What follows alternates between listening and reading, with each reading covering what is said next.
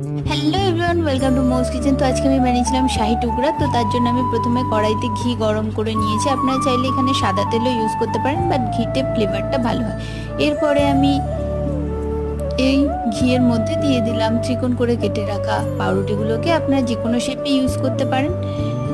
এবার পাউরুটিগুলোর একদিক ভালো করে ভাজা হয়ে গেলে অন্য পিঠ উল্টে নিয়ে তার মধ্যে আরও বেশ কিছুটা ঘি অ্যাড করে দিতে হবে এবং পাউরুটিগুলোকে ক্রিস্পি করে ভেজে নিতে হবে।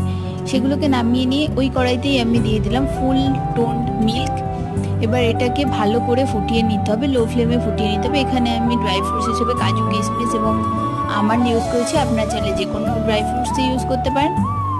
এবার দুধের পরিমাণটা কিছুটা কমে গেলে এর মধ্যে আমি ড্রাই ফ্রুটস, লবণ এবং পরিমাণ মতো চিনি অ্যাড করেছি। মিষ্টিটা আপনারা যেরকম চান সেরকমই ইউজ করতে পারেন। এবার এটাকে ভালো করে ফুটিয়ে নিয়ে পাউরুটিগুলোর মধ্যে ঢেলে দিয়ে সার্ভ করে দিলেই হয়ে যাবে।